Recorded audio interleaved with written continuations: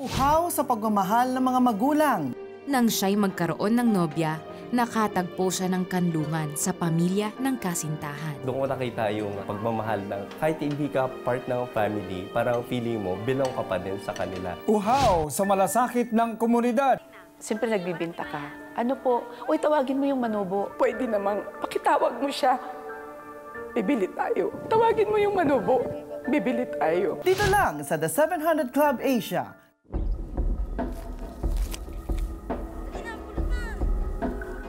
Bilang Manobo, naranasan ni Jeline ang pangungutya at diskriminasyon ng mga taong tinatawag nilang tagapatag at sila'y tagabundok.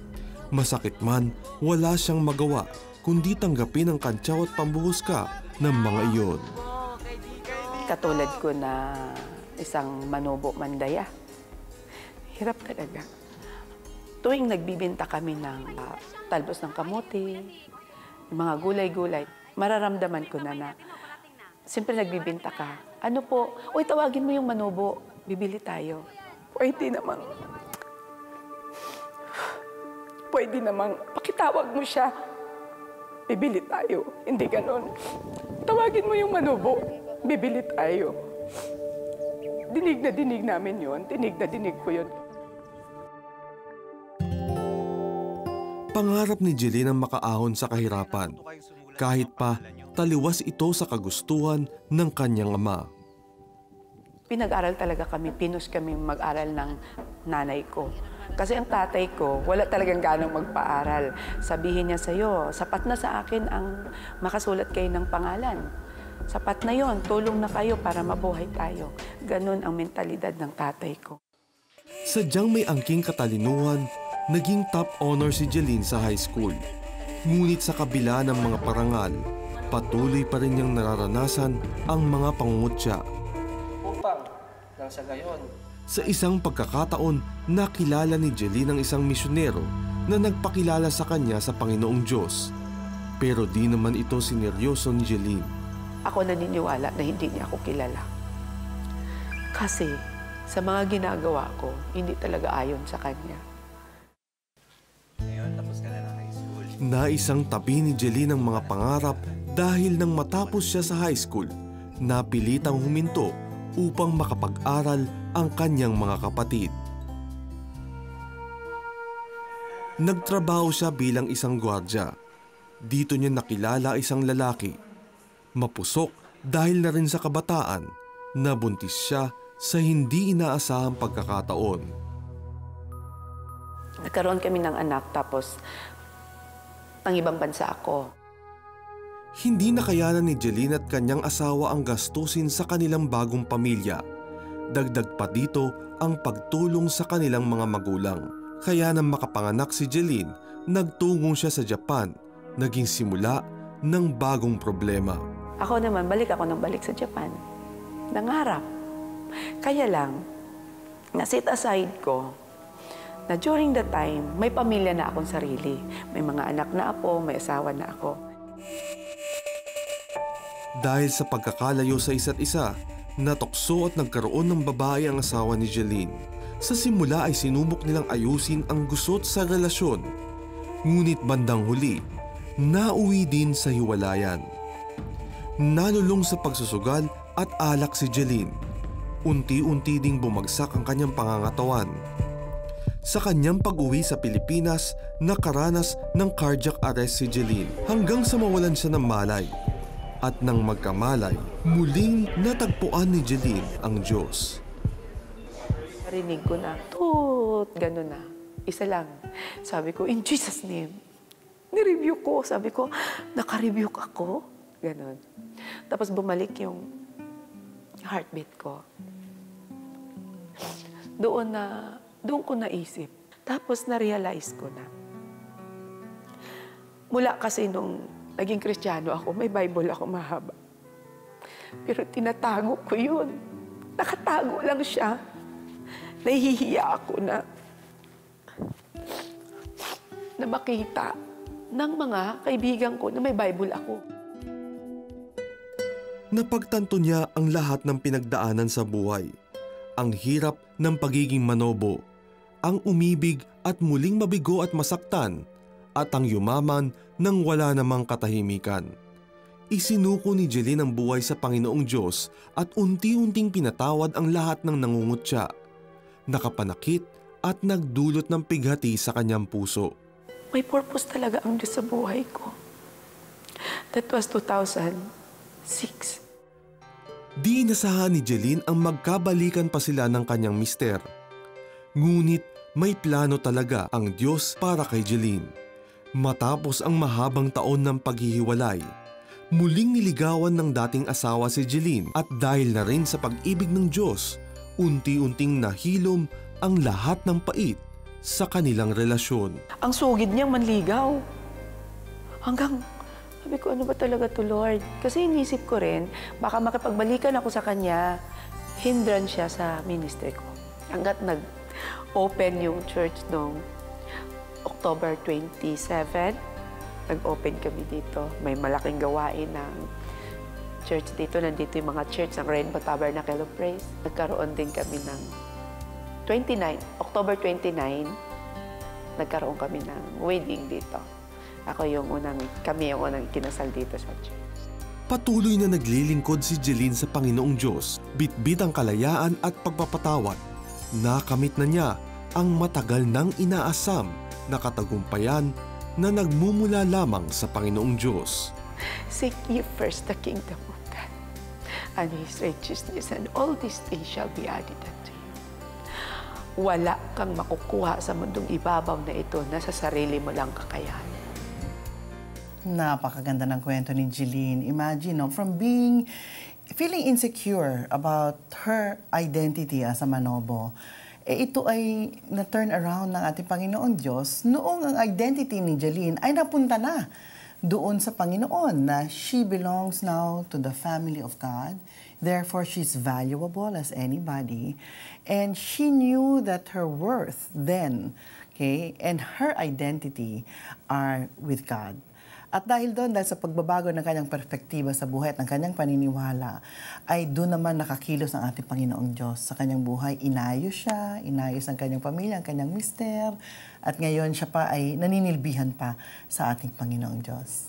Saka ang story niya talagang merong restoration. Pero pinaka-importante doon na doon sa nakita ko ay yung nakilala niya yung identity niya kay Christ ay mas higit pa kaysa doon sa identity na ipinapataw sa kanya ng mundo. Kaya huwag po tayong maniwala sa sinasabi ng mundo na ikaw, nakaranas ka ng fail, ganyan ka na, sablay ka na, wala na mangyayari sa'yo.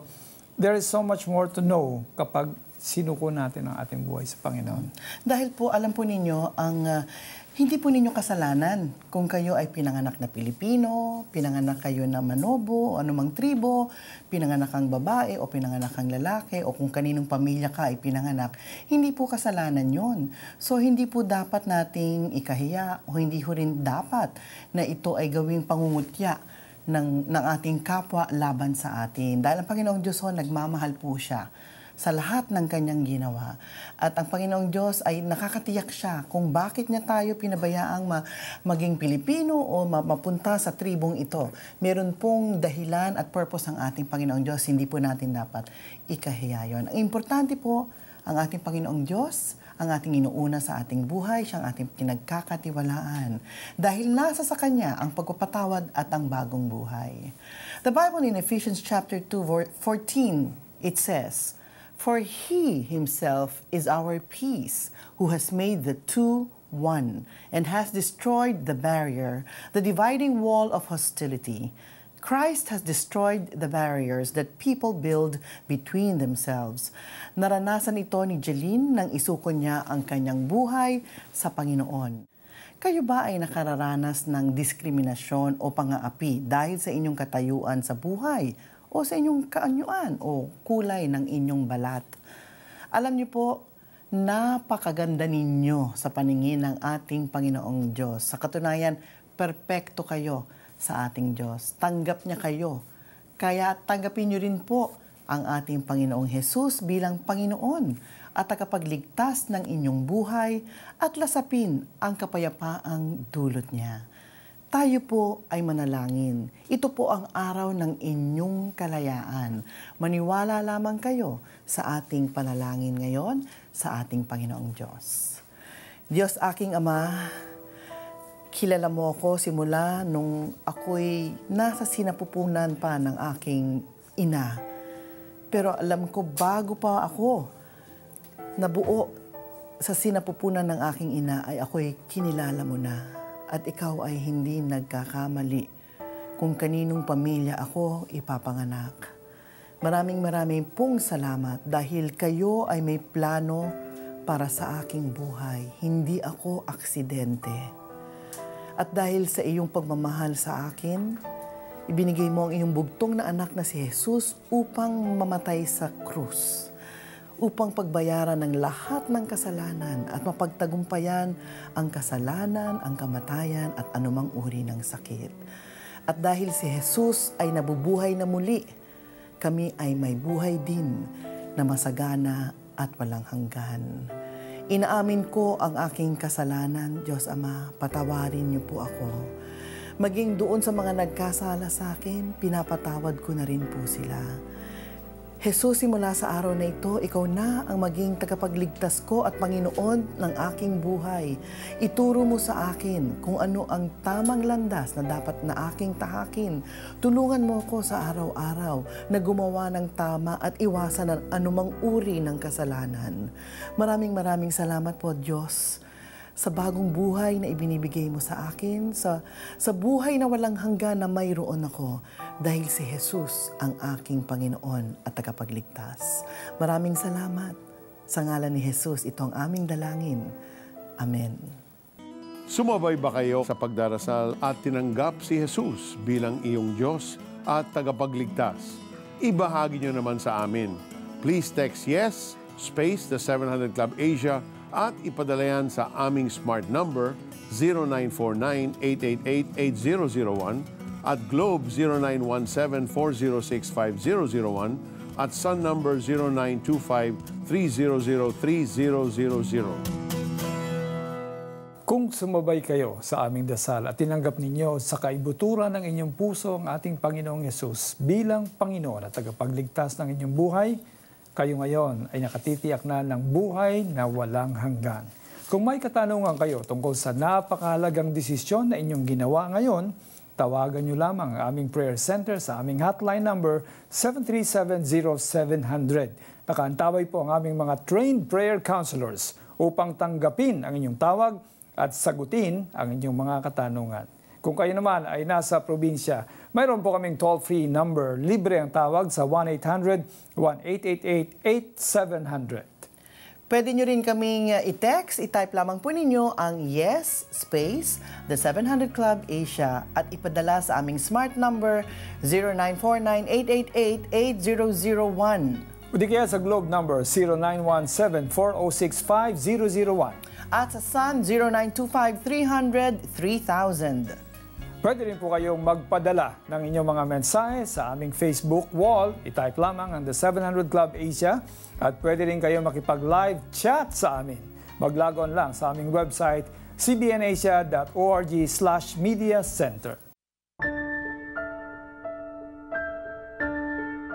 Sa ating Big Monday giveaway, mamimigay kami nitong power bank, selfie stick at USB bracelet sa ika-12 texter, caller at FB post na makakasagot ng tama sa ating question of the day. Sino ang mula sa tribong Manobo ang napagtagumpayang lahat ng diskriminasyong naranasan? A. Nelson Tuico, B. Erwin Calibo, C. Jeline Henova. Kung alam nyo ang sagot, maaari na kayong tumawag, mag-text o mag-post ng inyong sagot sa Facebook.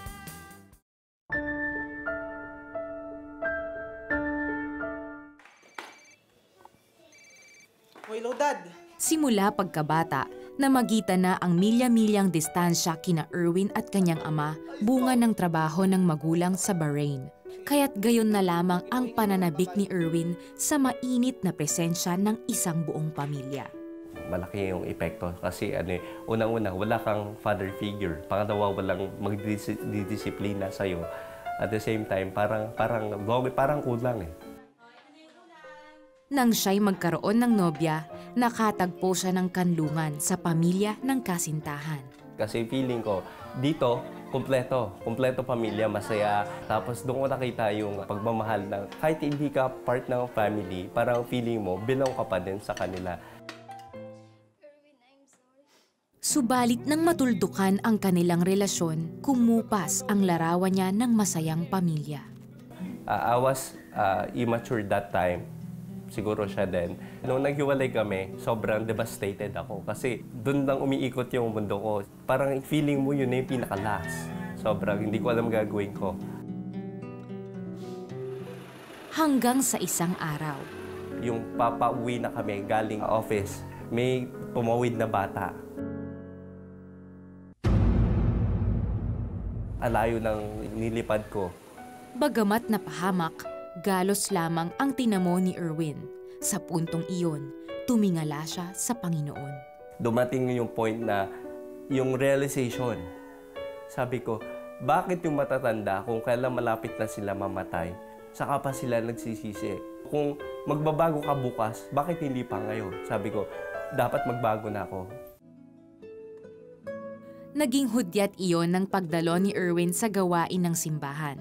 Ang presensya ng isang ama na matagal nang inaasam ay kanyang naramdaman sa mainit na yakap ng Diyos. Doon ko naramdaman yung love ng Lord na hindi ko pa nararamdaman sa anumang bagay, kanino mang tao. It's not about religion, it's not about the church. It's all about relationship talaga. Hindi nagtagal, lumipad siya patungong Bahrain at nakapagtrabaho bilang document controller. Ngunit sa gitna ng paglakad niya ng matuwid, isang pangyayari ang babalik sa normal niyang buhay nang siya ay ma-stroke. Bumagsak na lahat ng katawan ko eh. Bumagsak na yung right part ko eh. Hindi ko na alam nangyari. Sabi ko, nalabo yung right eye ko. Sa kabila ng karamdaman, hindi lumihis ang paningin ni Erwin sa magandang plano ng Panginoon. Patuloy siyang nagtiwala at umasang gagawa ng himala ang Diyos. Hindi nabigo si Erwin. Unti-unting nanumbalik ang kanyang lakas sa biyaya ng Panginoon. Tanging ang salita ng Diyos ang naging sandigan niya upang mapagtagumpayan ang mga pagsubok. God moves in mysterious way. Sabi niya, pag nilagay kita sa sitwasyon na I will never leave you nor forsake you. Hindi nagtagal, tumulak siya sa Pilipinas upang ipagpatuloy ang kanyang therapy. Pumasok din siya sa isang Bible school. Dahil sa pagpapatawad ng Diyos, inayos din niya ang kanyang relasyon sa kanyang ama. Sinabi ng Lord na forgiveness. So, na-forgive ko na din yung tatay ko. Ang sarap lang kasi hindi mo na iniisip yung sarili mo ngayon. Sobra ako na-amaze yung sa story niya. Sobra ako na-bless kapag sinishare niya sa ibang tao na nagkamit niya yung buhay na ngayon na para mag-glorify si Lord. Masigasig na naglilingkod si Erwin sa Panginoon bilang isang pastor at patuloy na nilalasap ang kabutihan ng Diyos sa kanyang buhay. Si Lord ay ang lahat sa akin. Siya yung nagbigay sa akin ng pagmamahal, ng home, ng pamilya. Walang makakompare sa pagmamahal na nabibigay ng Lord. Hindi mo talaga pwedeng limitahan ang kakayanan at kapangyarihan ng ating Panginoong Diyos sa buhay ng isang tao. Kahit ano pang nararamdaman mo o sitwasyon mo, karamdaman mo, kayang-kayang ayusin ng ating Panginoong Diyos. Tsaka alam mo, siyempre, napakahirap sa ibang bansa. Nandun ka para magtrabaho din. All of a sudden, hindi ka So, talagang pagsubok sa pananampalataya mo. Pero nananahan si Erwin na talagang hindi siya pababayaan ng Diyos at yung pananampalataya niya at pagmamahal niya sa ating God, sa ating Panginoong Jesucristo ay pinagaling siya. Kung kayo po ay merong karamdaman, sabi po sa Bible, wala pong karamdaman na hindi pinagaling ang ating Panginoon. Of course, kinakailangan pong requirement ni God, magkaroon tayo ng pananampalataya. Yung pananampalataya is complete trust in the Lord. Hindi po nakagawa masyado ng himala ang Panginoon sa kanyang sariling bayan sa Bethlehem dahil sa kulang ang pananampalataya ng mga naroon. Kung meron po kayong pananampalataya, inaanyayahan ko po kayo, sumabay po kayo sa panalangin na ito. Sapagkat sa panalangin po natin ito, tinitiyak ko sa inyo, pag nakita ng Panginoon ang inyong pananampalataya, ang pagtitiwala, pagmamahal sa Kanya, inaasahan ko po na ang kagalingan ay mapapasa inyo. Amen. Tayo po'y manalangin. Amang banal, sa iyong makapangyarihang pangalan, Panginoong Jesus, sa pamamagitan ng iyong resurrection power, and by your blood, Lord, we dispense healing. I release your divine healing, Panginoon, sa lahat ng mga may karamdaman na sumasabay ngayon sa panalangin. Lord, maawa po kayo sa kanila, Panginoon. Kahabagan niyo sila, Lord God. Ang sabi po sa iyong salita, tinangay mo na ang aming mga karamdaman sa krus ng Kalbaryo, 2,000 taon na nakararaan. Lord, nananampalataya po kami, Panginoon. Katulad po ng pinagaling mong babae na may issue na dinurugo sa loob ng 12 taon. Pinagaling niyo, Panginoon. Kaya niyo rin pagalingin, Panginoon, ang mga nananalangin sa amin ngayon. Merong may sakit na TB, nananalangin siya ng kagalingan sa Panginoon. Nagtatanong pa siya, Lord, bakit nangyari sa akin ito? Ang masasabi ko lang sa iyo, kapatid, dahil sa iyong pananampalataya at pagtitiwala at pagmamahal sa ating Panginoon, pinagaling ka na niya. Healing is yours. Merong isang may problema siya sa kanyang paa. Pipilay-pilay siya kung lumakad dahil sa mga bara sa kanyang ugat. The Lord is healing you right now. Receive your healing from the Lord.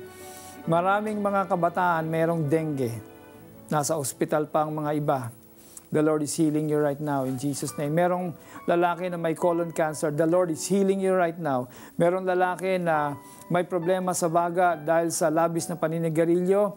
Kapatid, itigil mo na ang paninigarilyo. Walang ibubunga sa iyong mabuti yan. But the Lord is healing you right now. Merong throat cancer. The Lord is healing you right now. Merong tumor sa brain. The Lord is healing you right now. Receive your healing from the Lord. Merong isang babae na nalalagas ang kanyang mga buhok. Alopecia yan, kapatid. The Lord is healing you right now. Madaming pinagagaling ang Panginoon. At merong isang lalaki na siya ay kalbo, balingkinitan. Meron siya problema sa kanyang likod. Hallelujah. The Lord is healing you right now. In Jesus' name. Amen. Nung kasal na kami, nagkaroon naman ako ng sakit which is polycystic nga. Sumabay kami habang nagpe-pray si Pastor Peter. Sabi ng OB ko, positive ka, pregnant ka na. Naiyak ako. Totoo ngang walang imposible sa Panginoon. Ibahagi nyo naman sa amin kung kayo'y sumabay rin at naranasan ang kagalingang galing sa Panginoon. Pwede nyong i-text ang aming smart number 0949-888-8001. Globe 0917-406-5001 at Sun 0925-300-3000 o mag-post sa aming Facebook wall, The 700 Club Asia. Sa kabila ng brutal at madugong kampanya ng pamahalaan kontra droga, ilang bayan sa Region 1 ang nagpakita na hindi lamang kamay na bakal ang solusyon sa problemang ito. Sa Bawang La Union, nakikipagtulungan ang pulisya upang mabigyan ng bagong buhay ang kanilang drug surrenderies. Dahil hindi nga kaya ng gobyerno na mag-provide ng facility. So ang option is naging barangay-based rehab program.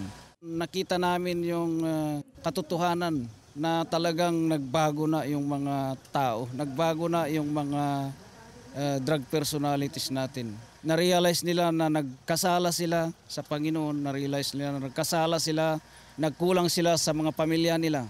At doon na sila nag-umpisa na natauhan na dapat lang silang bumalik sa tamang landas. Sa halip na huliin lamang o kaya mapatay sa shootout, bagong pag-asa ang layon nilang ibahagi. Isa sa kanila ay si Mang Leo, hindi niya tunay na pangalan. Masaya rin po kasi panatag na yung paglalabas, ganun. Hindi na yung kagaya noon na may mga salisalita na huwag kang lalabas, baka may mangyayari sa'yo, ganun. Ngayon, panatag. Maliban dito, may mga ilang bayan din sa rehiyon na nagbibigay ng ilang trainings na maaaring pagkaabalahan at pagkunan ng kita at makaiwas sa paggamit at pagbebenta ng iligal na droga. Nakapanayam namin si Mayor Valdez ng San Nicolas, Ilocos Norte. Nararamdaman din nila na they are loved. I think pagka pinapakita mo yung concern na ganyan, that will lead them to yun nga yung sinasabi ko, they will realize many things, including siguro they need spiritual healing. Kasama rin sa programa ang pagbibigay ng medical at psychological assistance sa mga ito. At higit sa lahat, ay ang espiritual na pagbabago sa pakikipagtulungan ng mga religious leaders sa lugar. So, kasama yun yung pinagdadasal natin sila, and then of course natututo silang magdasal. And then, kasi pagka moments like that, may mga realization na nangyayari. Napakalaking bagay para kina alias Obet at alias Lina ang pagbabalik loob sa Panginoon. Aniya, ang salita ng Diyos ang nagbibigay ng tunay na pagbabago. Masapul nga tungpalak amin digiti banag nga rubeng ng aramidek nga pagsayaatan. Uri kayat mo't agbalyo no awan ni Apo king ka, awan lata. Dapat agbalyo ka nga pati ni Apo ket isugot mo patyemso na tabno tultuloy nga maawan DJ kastang. Ang mga programang ito ay nagpapatunay lamang na ang pagsugpo sa iligal na droga ay hindi dapat magwakas sa kamatayan. Ang Panginoon ay nagbibigay ng panibagong pag-asa sa lahat ng nagkakasala. Ang approach talaga pari dyan is overall healing, transformation. Hindi pwedeng alisin lamang yung bisyo kung hindi dapat mapagtanto o maniwala o makilala ng mga dating drug users kung sino talaga ang nagmamay-ari ng kanilang buhay, at yun ay ang ating Panginoon Diyos. Kasi kung hindi, babalik lamang yan sa kanilang dating gawin, di ba? Correct ka dyan, Mare. Kailangan nila ay salita ng Diyos na ipapaloob sa isang values formation. Kasi kung ano lang, behavioral change, mababaw yun eh. Uulit at uulit din yan eh. Kasi hindi natin makukuha sa sariling effort natin talaga ang pagbabago. Kailangan natin ang ating Panginoong Diyos para tayo tunay na magbago. Our God is not only the God of second chances, but He is the God of another chance. Napakabuti po ng ating Panginoon. Gusto niya tayong bigyan ng pagkakataong magbago upang matamo ang magandang plano niya sa ating buhay. We read in Psalm 86 verse 15, "But you, O Lord, are a God merciful and gracious, slow to anger, and abounding in steadfast love and faithfulness." In the book of Micah chapter 7 verse 8, it says, "Who is a God like you, pardoning iniquity and passing over transgression for the remnant of his inheritance? He does not retain his anger forever, because he delights in steadfast love." Sa ating Big Monday giveaway, ang sagot sa ating question of the day ay letter C, Jeline Henova. Kung kayo ang ika-12 texter, caller o may tamang FB post, sa inyo na itong power bank, selfie stick at USB bracelet. Mayroon lamang kayong 48 days upang i-claim ang inyong regalo sa 3rd floor sa Guitarius Building, HV de la Costa Street, Salcedo Village, Makati City.